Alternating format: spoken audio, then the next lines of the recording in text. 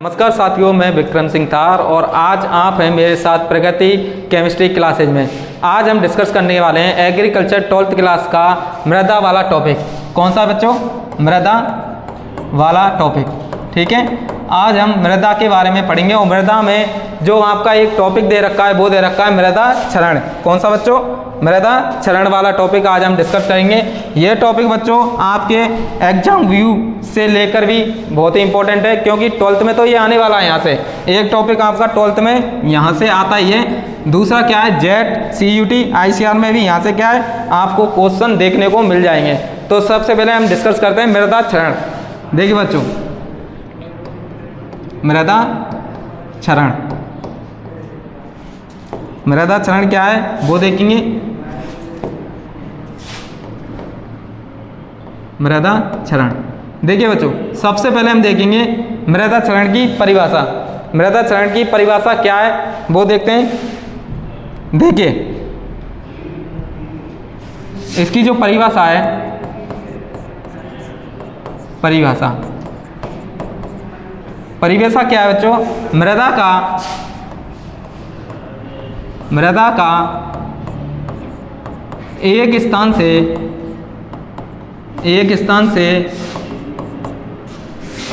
दूसरे स्थान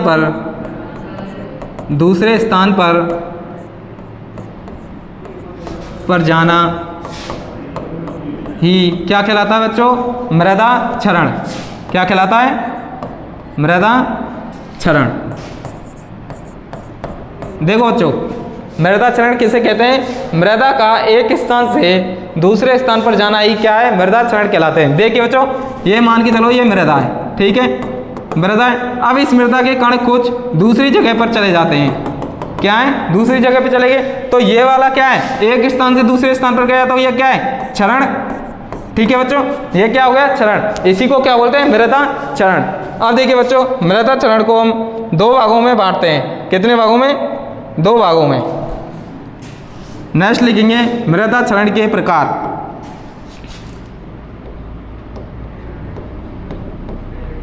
मृदा क्षरण के प्रकार क्या है? मृदा क्षरण के प्रकार। देखिए बच्चों, मृदा क्षरण को यहाँ से हम दो भागों में बांटते हैं या दो प्रकार से बांटते हैं। तो पहला प्रकार कौन सा है बच्चों? देखिए, मृदा क्षरण को हम दो भागों में बांटते हैं। पहला क्षरण कौन सा है? प्राकृतिक क्षरण। कौन सा बच्चों? प्राकृतिक क्षरण।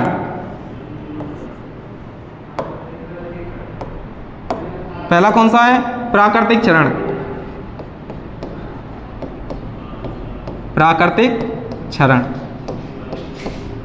और बच्चों दूसरा क्षरण कौन सा है? दूसरा क्षरण है आपका त्वरित क्षरण। इसको क्या बोलते हैं बच्चों? कृत्रिम क्षरण। क्या बोलते हैं? कृत्रिम क्षरण। और इसको क्या बोलते हैं बच्चों? नेचुरल क्षरण। क्या बोलते हैं? नेचुरल क्षरण। देखिए बच्चों, प्राकृतिक क्षरण कैसे होता है या किन के कारण होता है वो हम देखते हैं। प्राकृतिक क्षरण कैसे होता है, सबसे पहले हम देखेंगे प्राकृतिक क्षरण कैसे होता है। देखो इसमें क्या है, इसमें क्या होता है बच्चों? मृदा का एक स्थान से दूसरे स्थान पर जल व वायु के कारण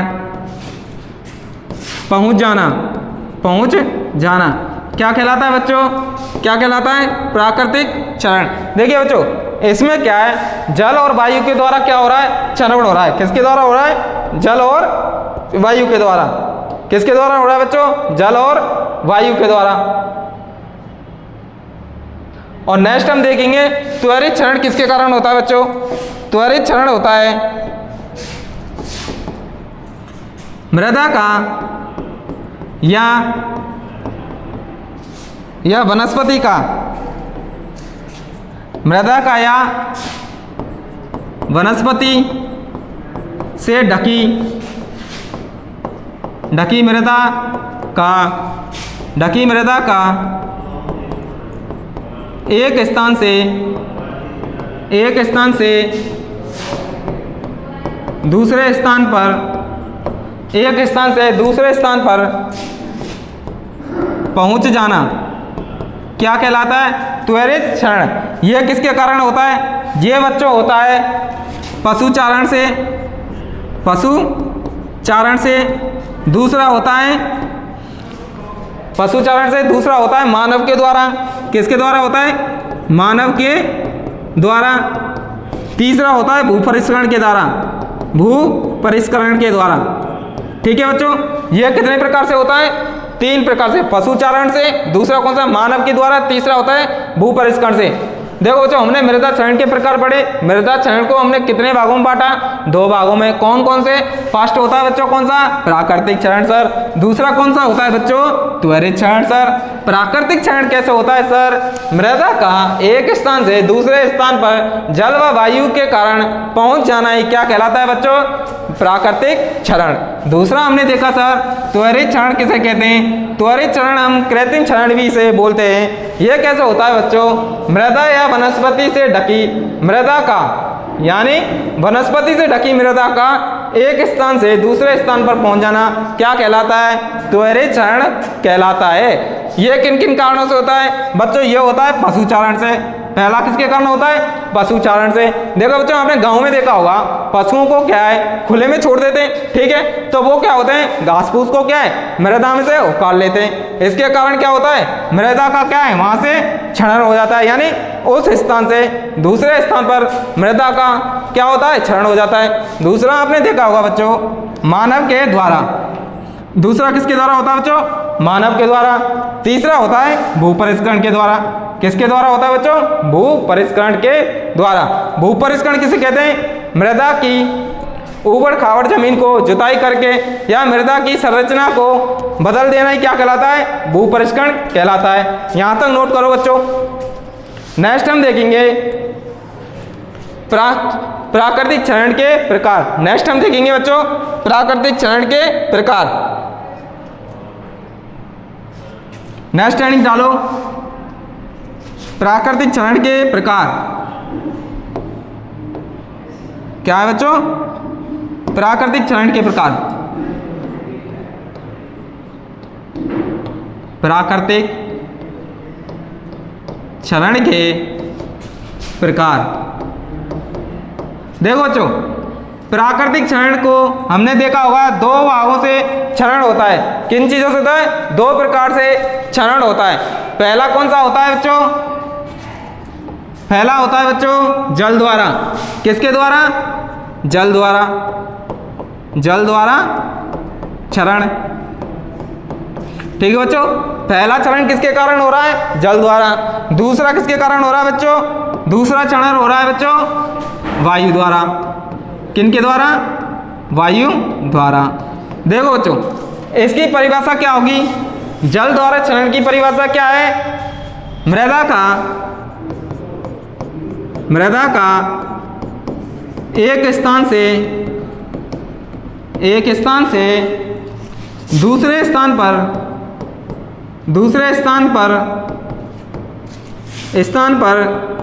जल के द्वारा पहुंच जाना क्या कहलाता है बच्चों? जल क्षरण। क्या कहलाता है? यह क्षरण क्या कहलाता है बच्चों? जल क्षरण कहलाता है। जल क्षरण कहलाता है। नेक्स्ट हम देखेंगे वायु क्षरण। तो देखो बच्चों, इसकी डेफिनेशन क्या होगी? मृदा का क्या परिभाषा होगी इसकी बच्चों? मृदा का एक स्थान से दूसरे स्थान पर वायु के कारण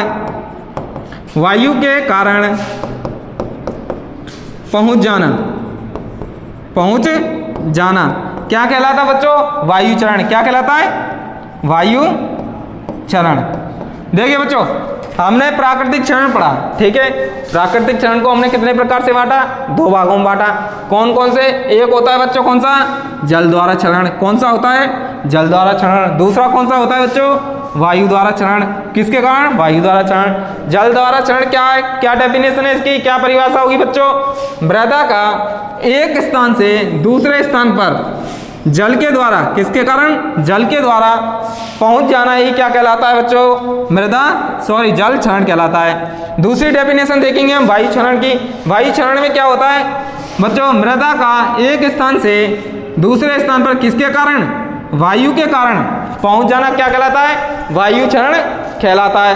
अब देखो बच्चों, जल क्षरण के भी प्रकार हैं, ठीक है बच्चों, और वायु क्षरण के भी प्रकार हैं। जल क्षरण को कितने भागों में बांटा है? तो जल क्षरण के 4 प्रकार हैं। कितने? 4 प्रकार। जल क्षरण के कितने प्रकार हैं बच्चों? 4 प्रकार।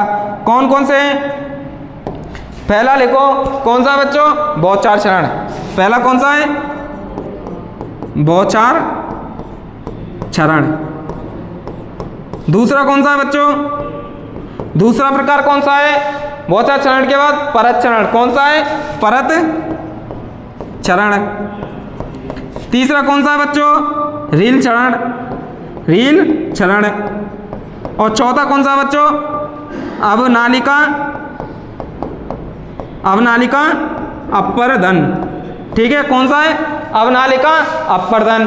अब देखेंगे वायु क्षरण के प्रकार कितने? वायु क्षरण के प्रकार कितने बच्चों? 3। कौन कौन से हैं? एक तो होता है उच्छलन। एक कौन सा होता है? उच्छलन। दूसरा कौन सा प्रकार है बच्चों? दूसरा होता है निलंबन। दूसरा कौन सा प्रकार है बच्चों? निलंबन। और तीसरा प्रकार क्या है इसका? सतह सर्पण। सतह सर्पण। सतह सर्पण। देखो बच्चों, हमने पहले प्राकृतिक क्षरण के प्रकार पढ़े। कौन कौन से?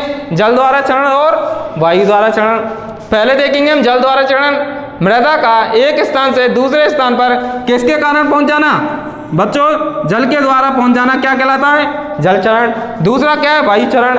वायु क्षरण क्या है? मृदा का एक स्थान से दूसरे स्थान पर किसके कारण पहुंच जाना? वायु के कारण। तो यह क्या कहलाता है बच्चों? वायु क्षरण। नेक्स्ट देखेंगे हम जल क्षरण के प्रकार। जल क्षरण के प्रकार कितने प्रकार के हैं? 4 प्रकार के। कौन कौन से सर? एक होता है बौछार क्षरण। पहला कौन सा है बच्चों? बौछार क्षरण। दूसरा कौन सा है बच्चों? परत क्षरण। तीसरा प्रकार कौन सा है बच्चों इसका? रील क्षरण। और चौथा कौन सा है? अवनालिका अपर्दन। नेक्स्ट देखेंगे हम वायु द्वारा। वायु के कितने प्रकार हैं सर? 3 प्रकार हैं। कौन कौन से? एक होता है आपका बच्चों उच्छलन, ठीक है। दूसरा कौन सा है बच्चों? निलंबन। और तीसरा कौन सा बच्चों? सतह सर्पण। ठीक है बच्चों, यहाँ तक लिखो। नेक्स्ट हम देखेंगे जल क्षरण के प्रकार। स्क्रीनशॉट ले लो या फिर नोट कर लो। नेक्स्ट हम देखेंगे जल क्षरण। देखो अब लिखो जल क्षरण। कौन सा बच्चों? जल क्षरण। जल क्षरण, ठीक है। जल क्षरण में कौन सा है बच्चों? पहला बताओ। पहला है बौछार क्षरण। कौन सा बच्चों? बौछार क्षरण। बौछार क्षरण। देखो इसको समझते हैं पहले। बौछार क्षरण हमने क्यों बोला इसको देखते हैं। देखो बच्चों, ये क्या है? मृदा।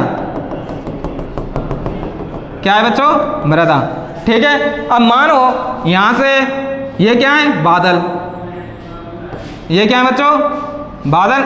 अब मानो यहां से बारिश हो रही है, ठीक है। बारिश बूंद के रूप में गिर रही है, ठीक है बच्चों। बूंद के रूप में बारिश गिर रही है। अब बारिश बूंद के रूप में गिर रही है तो कहाँ पे गिर रही है? सर मृदा में गिर रही है। सर मृदा में गिर रही है तो मृदा में कुछ बेस तो बनाएगी या फिर मृदा के कणों को हटाएगी। तो क्या होते हैं सर? यहाँ के जो मृदा के कण है जहाँ पे बूंद पड़ रही है उस कण क्या होते हैं? एक स्थान से दूसरे स्थान पे क्या है? अलग हो जाते हैं। क्या हो जाते हैं? एक स्थान से दूसरे स्थान पे क्या है? वो हट जाते हैं। तो वो क्या है बेटा? बौछार क्षरण। हाँ ये समझिए, ये क्या है? एक तो क्या है ये जल क्षरण की कौन सी अवस्था है बच्चों? ये प्रारंभिक अवस्था है। कौन सी? प्रारंभिक अवस्था है, यानी प्रथम अवस्था है। कौन सी है? प्रथम अवस्था है। देखो जो पहला पॉइंट क्या है इसमें, एक तो जल चरण की ये क्या है प्रथम अवस्था है। दूसरा क्या है बच्चों, दूसरा क्या है इसमें इस क्षरण में मृदा के कण वर्षा की बूंदों पर निर्भर करता है।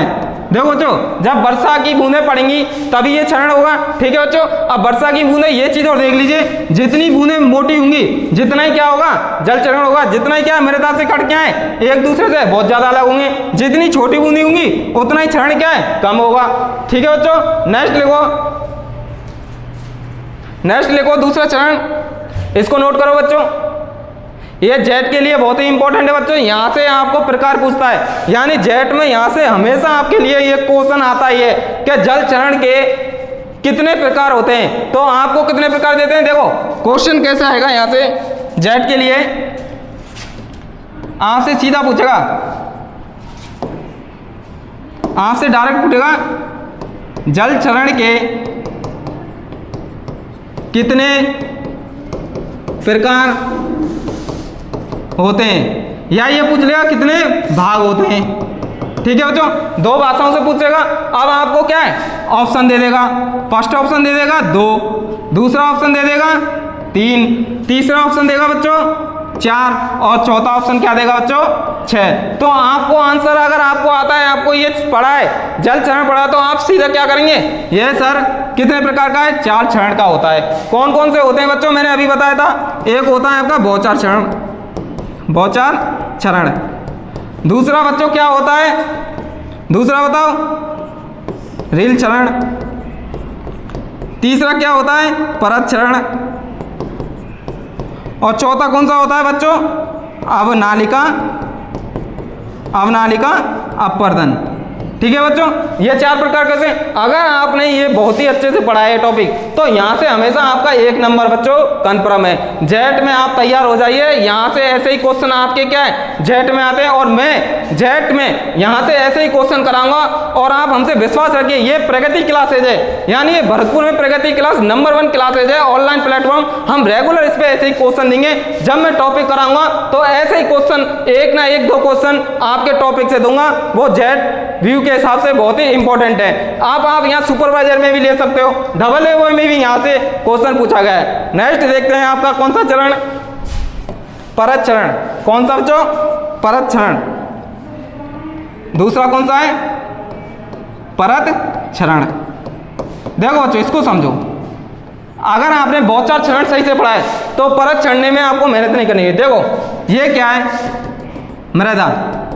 क्या है बच्चों, मृदा है। अब मानो यहाँ से बारिश हुई है, ठीक है, बारिश हुई है तो पानी बहेगा, ठीक है, वर्षा, ठीक है, ये क्या है पानी, और ये क्या है बच्चों मृदा, ठीक है। वर्षा की बूंदें गिरी मृदा पे गिरी, मृदा में क्या होता है पानी बहेगा, तो ये क्या होता है बच्चों, यहाँ से जो मृदा के कण होते हैं वो क्या है धीरे धीरे बहते हैं, ठीक है, धीरे धीरे बहते हैं। लेकिन एक चीज याद रखना, इन चरण को आप नग्न आंखों से नहीं देख सकते, यानी आप सिंपल आंखों से नहीं देख सकते। या तो आपको कब दिखेंगी, ये कब दिखते हैं आपको, जब आप गदले पानी देखोगे ना, गदला पानी, तब आपको ये महसूस होगा कि ये भी परत चरण है। क्या है, परत चरण है। नेक्स्ट लिखो बच्चों, नेक्स्ट समझो। तीसरा चरण कौन सा है आपका, रील चरण, रील चरण। देखो बच्चों इसमें क्या होता है, यह तीसरा प्रकार है बच्चों जल चरण का। तीसरा इसमें क्या है, रील चरण में देखो ये क्या है आपकी मृदा, ठीक है बच्चों, क्या है ये मृदा, और यहां से क्या है बच्चों पानी बह रहा है, ठीक है, पानी बह रहा है। देखो इसमें क्या होता है, जब पानी बहता है ना मृदा में, तो बच्चों आपने देखा होगा, आप कभी चिकनी में या जो रेतीली मृदा होती है उसमें आप पानी डालो, ठीक है, पानी डाल दोगे तो उसमें एक नाली सी बन जाती है। ऐसे क्या बच्चों नालियां बन जाती हैं, नालियां बन जाती हैं, लेकिन वो क्या है बहुत ही छोटी नालियां होती है, ना ज़्यादा गहरी होती है ना ज़्यादा चौड़ी होती हैं। वो क्या होती हैं, नॉर्मल सी नालियां होती हैं। वही क्या है बच्चों रील चरण है। कौन सा है, रील चरण। इसमें आपको अगर 12th में पूछेगा तो इसमें आपको रील क्षरण के बारे में विस्तार से पूछेगा। ठीक है बच्चों। नेक्स्ट क्या है बच्चों, नेक्स्ट हम पढ़ेंगे अवनालिका अपवर्तन। कौन सा? अवनालिका अपवर्तन। बेटा यहां से राजस्थान,